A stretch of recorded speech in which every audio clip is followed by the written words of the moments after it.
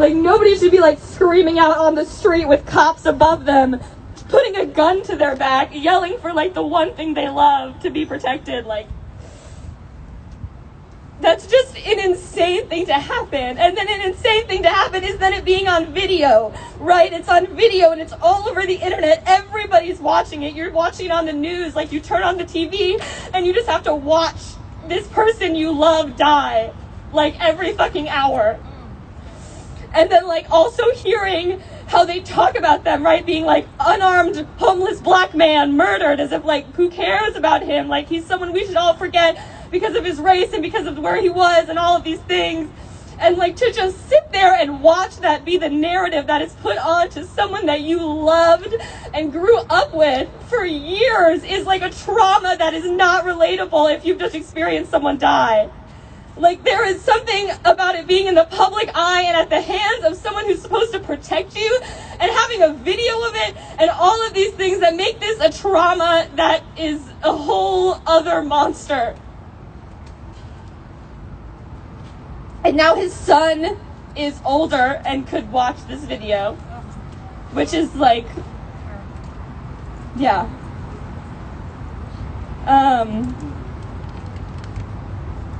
And then when I was in New York City at the beginning of all of this, I was with my family, and we made a memorial for Brendan, and some cops just came and, like, ripped the flowers and, like, stomped on them and kicked them, and just because they can, and that is why this is such a big problem. They're just doing these things just because they can.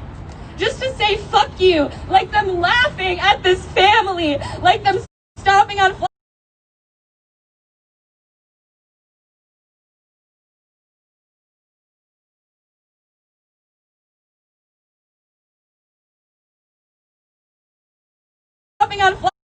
They're just doing it because they fucking can, and they are so power hungry, it's disturbing. You should be disturbed. This shouldn't just be like a tragedy. This is a disturbing level of violence.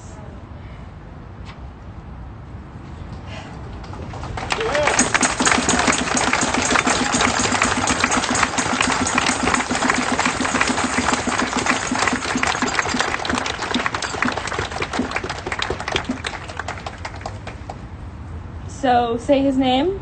Brendan Glenn. Say his name. Brendan Glenn. Say his name. Brendan Glenn.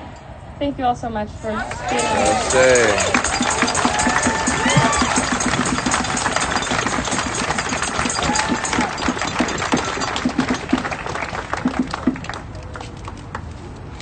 So Grace talked a little bit about the heaviness of today. And I feel that heaviness too.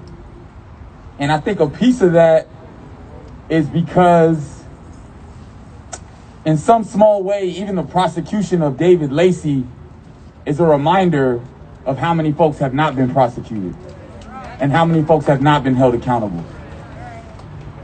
And Brendan Glenn, right, was murdered by LAPD, and the LAPD chief, the police chief at the time, right, Chief Charlie Beck, he actually recommended that those officers be prosecuted for the murder of Brendan Glenn. And what did Jackie Lacey do? Not just nothing. Not only did she refuse to prosecute those officers, even after the police chief told her that she should, she wrote an 80 fucking page report about why she wouldn't prosecute those officers and why the murder of Brendan Glenn was justified. Fuck Jackie Lacey. Fuck Jackie Lacey. Fuck Jackie Lacey. Fuck Jackie Lacey. Fuck Jackie Lacey. Fuck Jackie Lacey. Fuck Jackie Lacey. That's unfucking acceptable. How much self-hate do you have to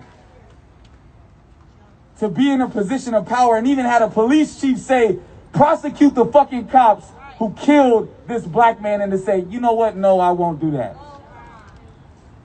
Right? This shit is unconscionable. But even the police chief believed that Brendan Glenn's murderers should be going to jail, right? With Grishario Mack's family, even the police commission ruled the murder of Grishario Mack out of policy, right?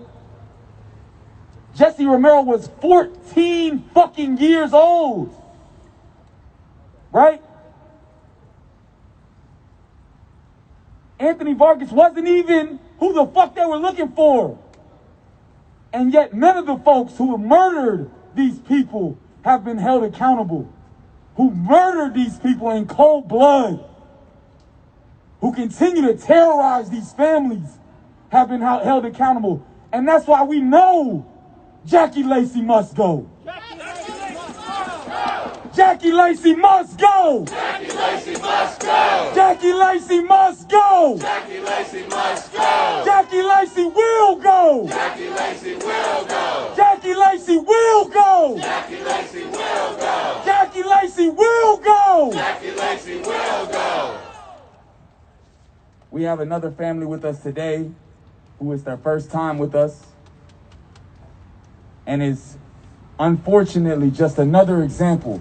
What happened to their family is another example of how unaccountable these officers are, how often they abuse their power, and how folks like Jackie Lacey continue to allow them to do so.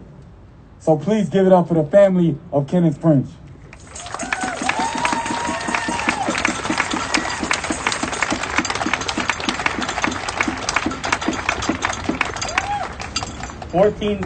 Fourteen months ago, an off-duty LAPD officer went shopping at a Costco and decided to shoot my 60-year-old mother in the back. She has all gray hair. Shot her first, then my dad. My brother was 20 feet away and gave him 4 shots in the back. All 3 of them were unarmed, and this was all in a fucking Costco. It's just unimaginable how these killer cops keep getting away. We should be holding them to a higher standard, not a lower one. I thank everyone for coming out.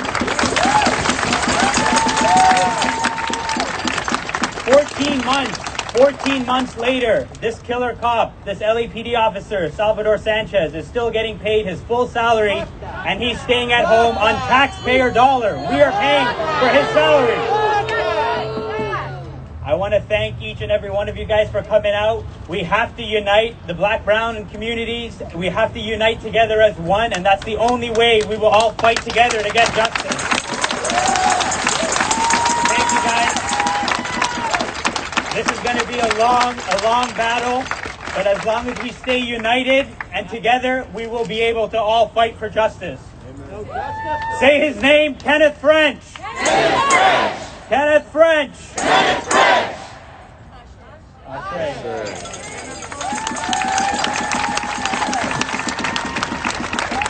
We do it 3 times, so we're gonna do that one more time. Kenneth French, say his name. Kenneth French. Say his name. Kenneth French. Say his name. Kenneth French. Ashe. Ashe. And we want to welcome y'all and give y'all love as this is y'all first time here. We know y'all have been dealing with this for over 14 months, right? So we want to make sure that we give the family some love on their first time here, y'all.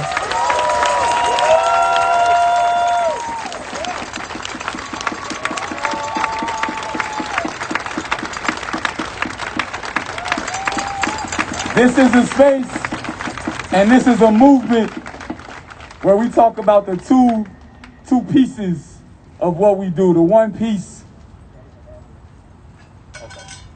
of disrupting white supremacist violence, right?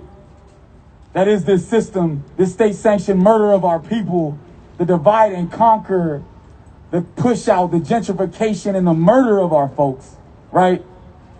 And at the same time, we have to be building community with each other, right? We have to be building the systems and the structures and the relationships and the connections that we want this world to be based on. And so it's so important for us to have had this space for almost the last 3 years and for these powerful ass families to be making and building community with each other in this struggle. And for us to be able to help create a space for that to happen and help support that happening and help be a part of building community, a community that's going to stand up for justice and demand justice on behalf of these families. Ashe? Ashe. One of the really beautiful examples of that, and I was going to mention it anyway, but I was told they just came.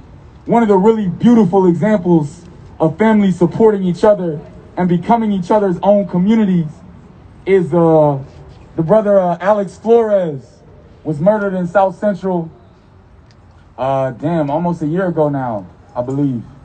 And his family has been holding protests every Friday, Flores Fridays, on 20th and Central or something like that, 28th and Central. And Daniel Hernandez's family, Daniel, who was just murdered recently during the pandemic, Daniel Hernandez's family has recently been showing up every Friday to support the family of Alex Flores, right? That shit is powerful. That shit is powerful. That these families, while they're dealing with their own loss, their own pain, their own grief, are also building community and supporting these other family members. That shit is powerful. And if they can do that for each other, despite all that they're going through, how much more does that demand of us, right? How much more do we have to keep showing up, right? So like I said, I was gonna name that anyway, and I was told his family came through. So we wanna make space for the family of Daniel Hernandez.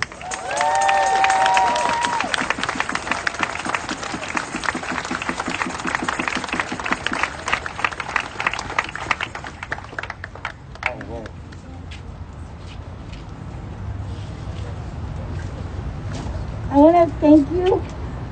I want to thank Black Lives Matter. And I can tell you, I want to thank Jan.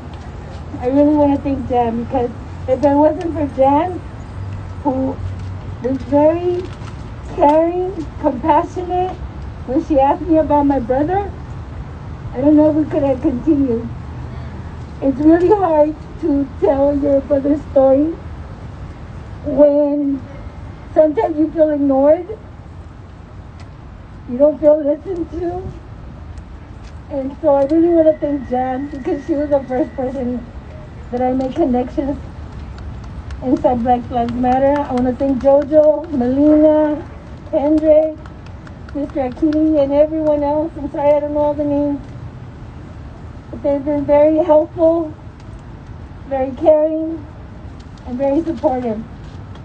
As Jojo mentioned, can you hear me? Yeah. Okay. Let me take off one mask.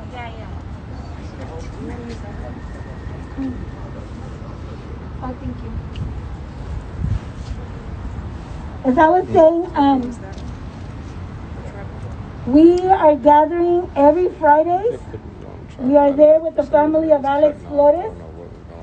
His family has been protesting LAPD Noon Division every Friday since November 19, 2019, when he was killed by Stephen Reese from Shooting Noon. That's what they call themselves, Shooting Noon. So we are there every Friday. We start gathering on 28th and Central, and we march towards Noon Division on 34th South Central Avenue. If you don't want to march, that's okay. You can just meet us in front of Noon Division at 8 o'clock every Friday. We've had police officers come out and try to intimidate us, but we're still there. Everyone, you know, if anything, the crowd's getting bigger, and they don't like that. So they try to intimidate us. Every time that there's a bigger crowd, they go out there and really try to intimidate us more, but that just makes us want to come back the next Friday even more.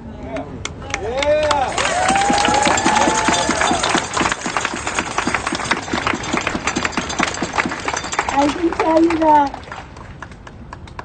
other families have joined us, like the family of Jesse Romero, the family of Cesar Rodriguez.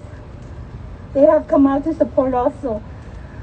It is hard to do this alone, and I really thank Black Lives Matter for giving us the platform and giving us space to come here.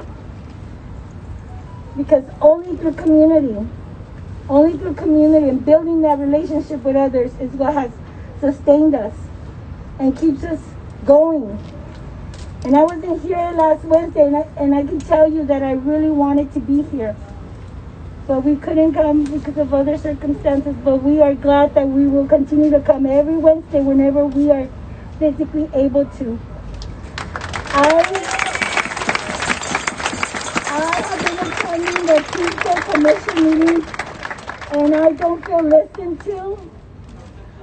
They have not listened to what they have asked as reimagining public safety. They have not listened to the Black Lives Matter organization. They have not listened to the people that called in on Tuesdays. And I'm very upset by that, because instead of defunding, they're funding more police to police us. And that really upset me, because the person that's in charge of it does not feel there's any racism. Amada Tinkeridis. So that just upsets me, because I do know the history of her and how she was able to promote within LAPD, has skipped some ranks and some steps. And you can see there's nepotism there, because her husband is already high up also. I do not trust the CSP program is going to keep us any safer in South Central. It's not going to be any more efficient. It's not going to be able to keep us safe. I feel we're going to be harassed more. It's been around for 9 years. It's not effective to go citywide, so I'm really upset. But one thing that I was very happy about this week was when I saw that Jackie Lacey's husband is being charged.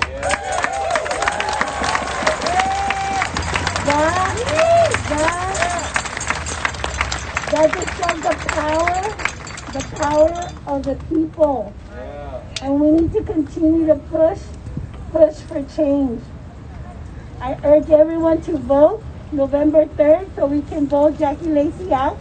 We really have to make sure that we do everything we can to make sure that our own family is registered to vote.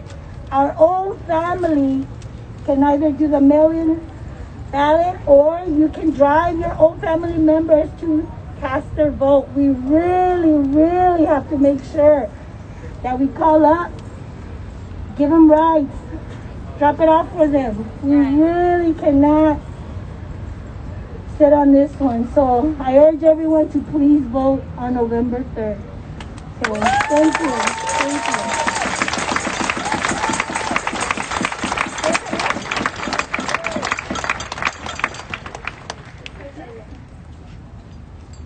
Buenas tardes a todos, mi nombre es María Hernández, mamá de Daniel Hernández. Buenas tardes. Que Dios nos siga bendiciendo por estarnos apoyando en esta lucha. Queremos justicia para todas las personas que han sido hostigadas, matadas por estas personas que son unos animales. No son personas de corazón sano. Quisiera decirles muchas más cosas, pero no puedo.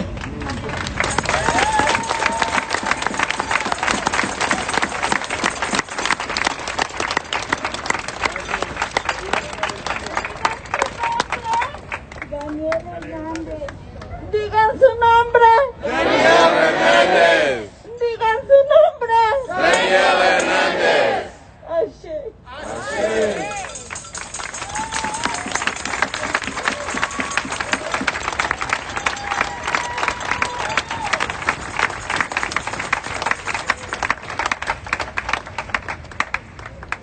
This shit is heavy, y'all. This shit is heavy.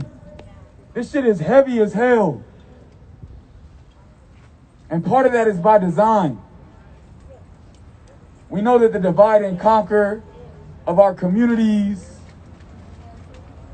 and the belief that they feed us, that we're not connected to each other, that we're all individuals in our own little boxes, separated. We know that that shit is intentional. We know that the murder of our folks and the mass incarceration of our folks and the destruction of our communities is intentional. They keep thinking it will break us. They keep thinking it will break us. Fuck that. Fuck that. They keep thinking it will break us. Every time they steal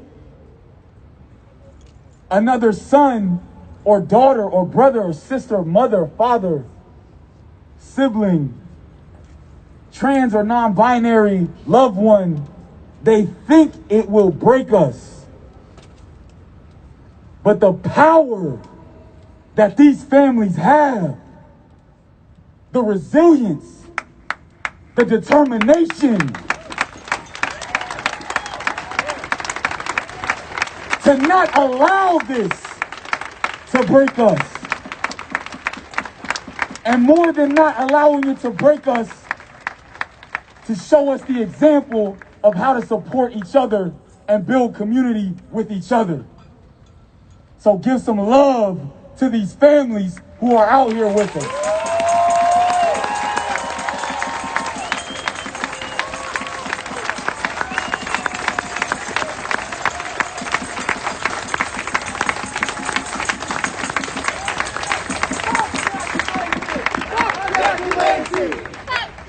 Jackie Lacey must go! Jackie Lacey must go! And my sister, who is leading so much powerful work for us, is about to come up and holler at y'all for a minute.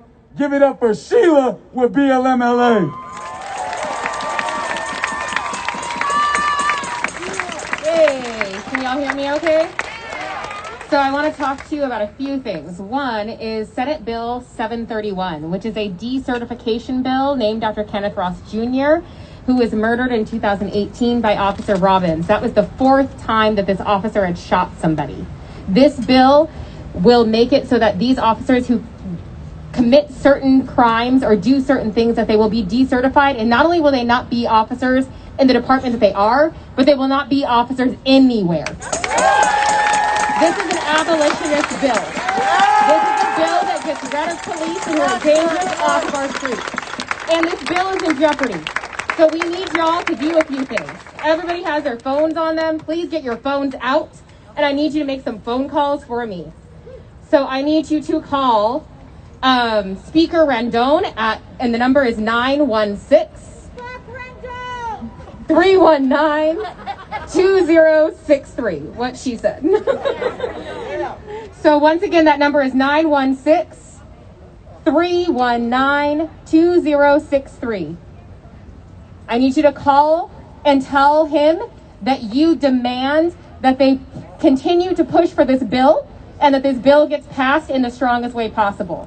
We also need you to call Assemblyman Reggie Jones Sawyer, and the number is 916-319-2059.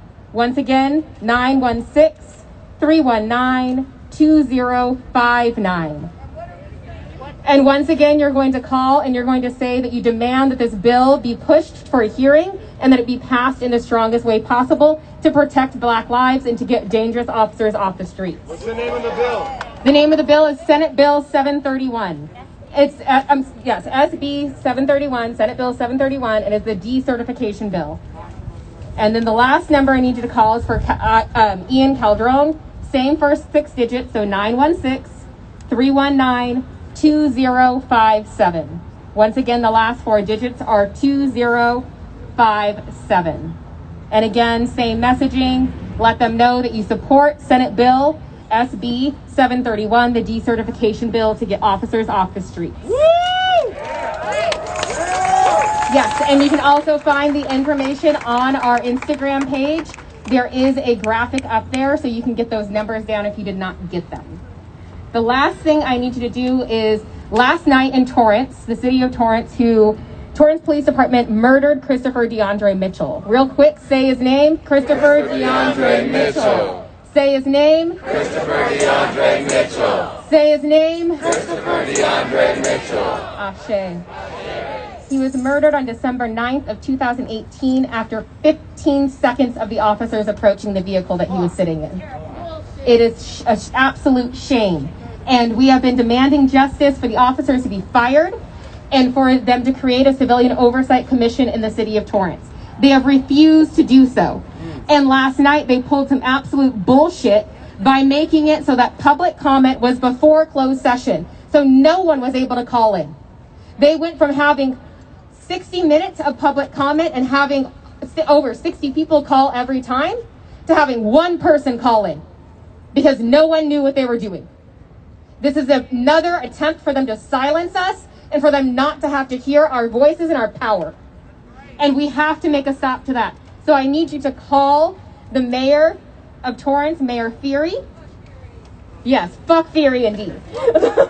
The number is 310-618-2801.